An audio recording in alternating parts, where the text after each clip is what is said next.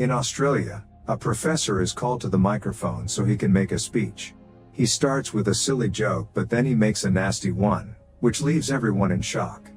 A lady from the committee tries to make him stop, but instead the professor cuts one of her fingers off. Everyone runs away in panic while the professor picks the finger with a napkin. Soon the police arrive, and when the professor refuses to cooperate, he gets shot. With his dying breath, the professor tries to reach for his ringing phone to no avail. In Louisiana, Elliot says goodbye to his pregnant girlfriend Shelby, who he'll be marrying in a few days. Then he goes to work, only to learn that he's getting fired for being too nice with the clients. These are terrible news to only because of the incoming wedding and baby, but also because Elliot needs his insurance to take care of his mentally challenged brother. Afterward, Elliot goes to check on his brother Michael, who is very scared to hear the news. Without insurance paying for outpatient care, Michael will be sent back to a mental institution, which he doesn't want because of how they treat him there. Next, Elliot goes to visit his abusive father Samson to ask for help, only to discover that Samson has lost all his retirement funds and will now have to move with his son.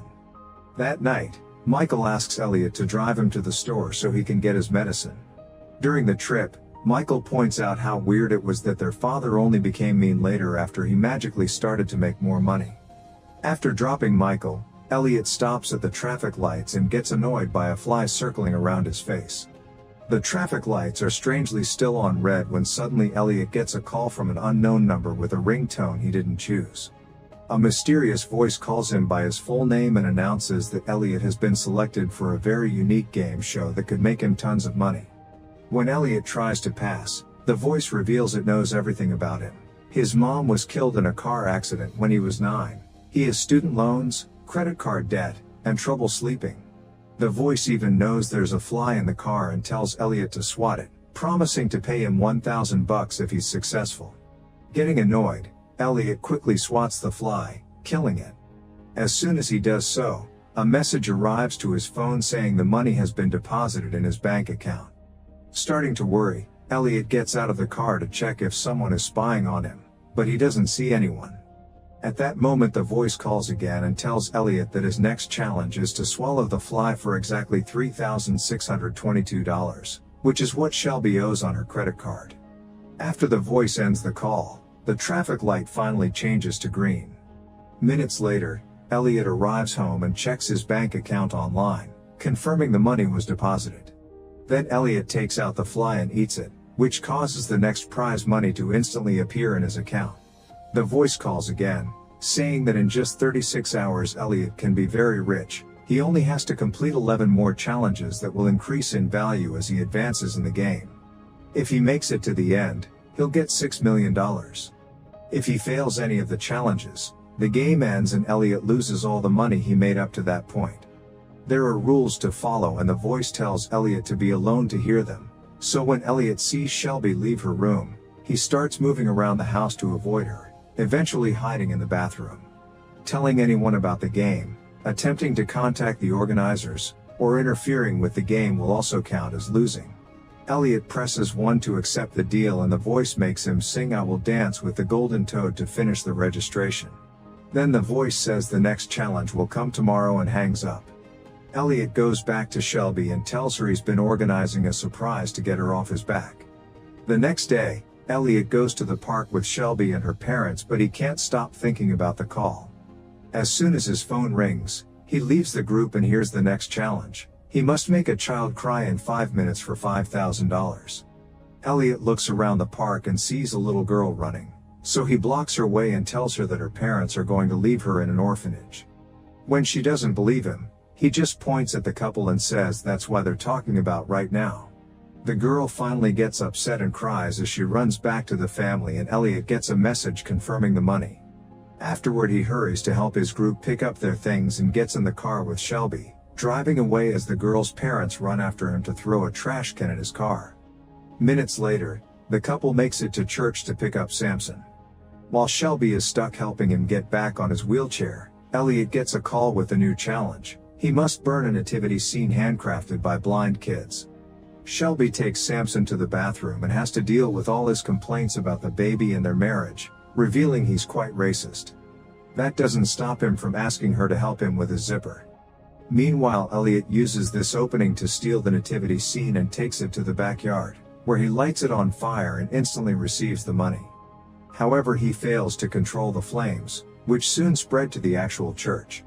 Elliot tries to put the fire out with the extinguisher, but it isn't enough.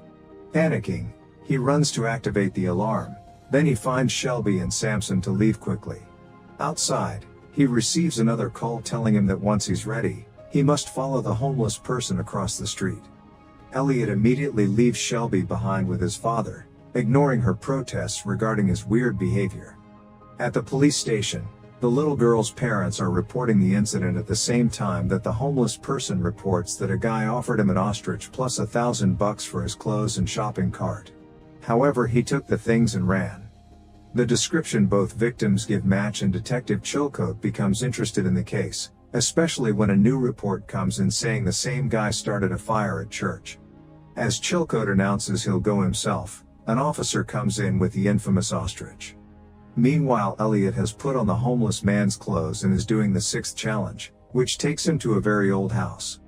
For $50,000, he must take the guy from 6B out for a cup of coffee before 4 p.m. Elliot thinks this is very easy, but when he enters the apartment he's disturbed to find the guy dead in the tub. The voice explains the man self-deleted, but this shouldn't stop Elliot. Determined to win the game, Elliot sprays freshener all over the body to cover up the rotting smell and drags him out of the apartment in the homeless guy's shopping cart, making sure to put him in a position that makes him look alive. At the diner, he covers the body's face with a hat and is rude to the waitress because she's taking too long to take his order.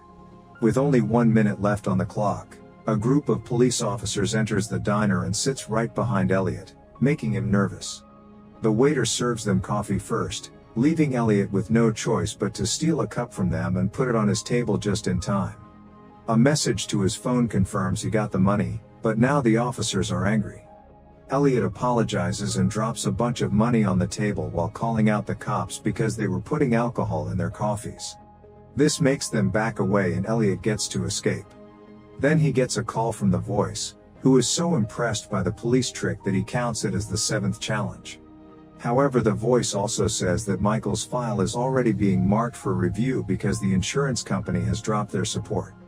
Michael comes out on a quiet street and finds a bus being driven by a silent person with a mask, so he gets in. Meanwhile, at the diner, the police are getting the body and Chilcote finds a card that fell from Elliot's wallet when he paid.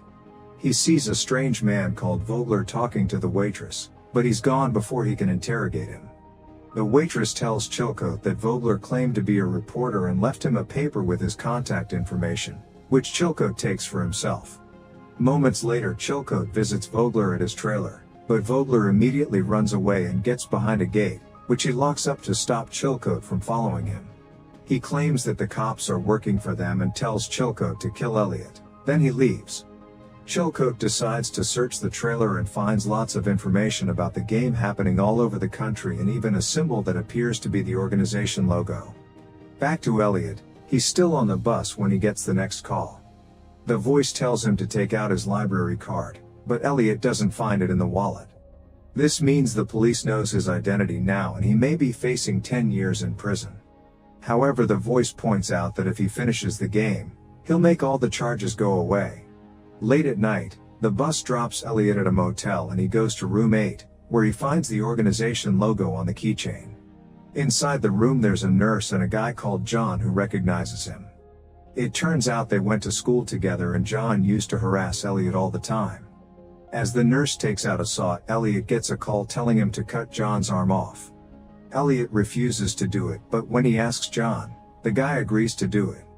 This means he's getting paid for this. Elliot gets ready to do it, but the nurse only gives John a local anesthetic, so Elliot gets afraid of doing this with John awake. Desperate to win, John starts insulting Elliot and reminding him of all the things he did to him and his brother in school, including pissing on Michael's face. Eventually Elliot snaps and cuts the arm off in just one move while John yells in pain and blood is splattered everywhere. Afterward, Elliot puts John in his car and takes him to the hospital, giving the arm and a bag to a nurse before leaving. On his way out, he sees John's brother and remembers he used to harass him too, so he grabs a chair and hits him with it twice until it breaks. Then he gets a message confirming that last act is challenge 9. In the meantime, the police are searching Elliot's home to get a clue about his next destination. A few hours later, Elliot makes it to the practice dinner for his wedding. He says hello to everyone but quickly moves to a corner, anxiously waiting for the next call. The voice finally comes in and says challenge 10 will be for $500,000. When it's Elliot's turn to give a toast, he must destroy the room while singing the International Communist Anthem. Everything breakable must be broken and flowers must be urinated on. Also, the song lyrics are in his jacket pocket. When the time comes for the speech, the police arrive looking for Michael, accusing him of public nudity. Shelby's mother makes all the guests leave to another room while Elliot worries over his brother, knowing this incident will send him to an awful institution. To distract the cops, Elliot decides to proceed with the challenge and he starts breaking glasses while singing the song. Michael uses the chance to run away and Elliot grabs a microphone stand to start destroying everything in the room, also throwing cupcakes at the cops. When the officers try to stop him, Elliot threatens to self-delete to keep them at bay and proceeds to pee on the flowers. Then Elliot runs out of the building, putting up a chair to block the door. However, the next call tells him that his 11th challenge is to get arrested, so he has no choice but to move the chair and let the cops tackle him. Later at the station, he's interrogated for hours and a cop makes a list of all his crimes. Elliot sees things he didn't do, making realize someone else is playing the game too. In the main office, Chilcote learns on the news that Vogler's RV was set on fire. Chilcote wants some time with Elliot, but his superior denies it. When Elliot is finally left alone, he breaks the bottom of the chair and waits for a cop to come in, using the chair piece to threaten him into giving him a gun. Then he uses the cop as a shield and demands to get his phone back. The cops are already making a plan, so Elliot gets into another room and locks the door while he gets the next call. The voice confirms there's another player and if that guy finishes the 13 challenges first, he gets the prize while Elliot gets jail. The cop uses the distraction to try to get his gun back, but Elliot accidentally fires it and the officer gets shot in the foot. The other cops are about to bring the door down, so Elliot grabs a chair and jumps through the window, landing on a dumpster. His phone falls and he thinks of getting it back, but Chilcote is aiming his gun at him from the window and there are more cops coming, so he has no choice but to run away. Minutes later, Elliot steals a phone from a random guy on the street and holds him up, yelling that he knows he's being watched and that they can call him to this new phone, but nothing happens. At that moment, a woman passes by and Elliot starts harassing her, thinking she's part of the game too and following her to her home. After a few hours, Elliot finally accepts that the woman is just an innocent bystander and apologizes, but she suddenly changes her sorry face and gets serious. She goes outside and asks Elliot to fix the rope of her clothes hanger so it's up again. When he does, he receives a text saying he finished challenge 12 and he was paid $1 million. At that moment, a bunch of bikers are approaching the area and when Elliot takes a closer look, he realizes that the clothes hanger goes across the street and will decapitate the bikers. He immediately puts it down and the drivers cross safely, stopping nearby to confirm on the phone that they passed their challenge. However, the second player appears in the distance and puts up a second string, which sends Elliot running to warn the youngsters. He isn't hurt, and when the bikers drive back for their next challenge, they fall for the trap and all of them get killed. Seeing the massacre, Elliot starts crying as he picks the ringing phone from a dead guy's bag. The voice congratulates him on his $1 million and starts reading questions from the audience, but Elliot throws the phone away and announces he doesn't want to play anymore. Meanwhile, Chilcote finally finds Vogler at a bar and threatens him to share what he knows if he doesn't want to be arrested. Vogler proceeds to show off all his research, explaining the rules of the game and revealing his wife played it some years ago, but she died during it after eating her dog. Since then, Vogler has been trying to find the organizers to no avail. Lots of famous incidents have been part of this game that started decades ago, including Kennedy's assassination. Vogler explains the 13th challenge is always the same: the player must kill a member of their family. Back to Elliot. He's walking down the road when he suddenly hears a phone ringing with the voice's ringtone. He starts searching for it among a crowd and notices a person running away, so he follows them into an amusement park. Suddenly the other player starts an ice cream truck and tries killing him, but Elliot dodges just in time. The truck goes away and Elliot jumps on a random car to continue following them, finding another phone already waiting for him in the glove compartment. The voice reminds him that interfering with another player's progress is against the rules and tries to tell him about the final challenge, but Elliot throws the phone out of the window. Eventually the truck stops and Elliot is shocked to find it at his father's old house. He rushes inside and finds Samson calmly having dinner. The toilet noise says someone else is in the bathroom, but it turns out to be Michael. Elliot is devastated to realize Michael has been the other player all along and he knows the final challenge: to kill a family member. He has a weapon hiding in his bag ready to kill Samson as revenge for hitting them as kids. Elliot tries to calm him down and an argument ensues, only for Samson to interrupt them with a big reveal: he played the game back in the day and killed his wife to win it. He's been living with the weight of his crimes since then and that's why he's become such a miserable man. Furious, Elliot takes out the cop gun and tells Michael to wait in the other room. When he gets ready to shoot, Samson tells him he doesn't want his son to fall for the game like he did and suddenly uses a knife to self-delete, keeping Elliot from winning. Now Michael is scared because he thinks Elliot will kill him instead, so he reaches for his bag, claiming he only wants his medicine. Assuming the worst, Elliot panics and shoots Michael first, immediately regretting it. He rushes to his brother's side and Michael admits he only wants to win at something for a change before stabbing Elliot, who immediately pulls away. Michael reaches out to repeatedly stab him again as his bullet wound keeps on bleeding until he dies. His phone plays a jingle and announces he lost all the money he made before declaring that Elliot is the winner. In the meantime, Chilcote opens his truck with keychain that has the game logo, meaning he works for them. He's killed Vogler for knowing too much and is now burning all his research. Afterward he gets into Samson's room with the intention of burning the bodies there too, only to be found by Elliot. Chilcote explains that Elliot has nothing to worry about because his job is to cover up all the game crimes and get rid of the evidence, but Elliot is too eager for revenge and shoots Chilcote on the spot. This disqualifies Elliot and he instantly loses the $6 million. Moments later, Elliot calls Shelby to make sure she's alright. Shelby says someone called him and asked her to eat a fly but she didn't do it, so Elliot sighs in relief. Make sure to subscribe and turn on notifications so you can watch more videos like this. Thanks for watching.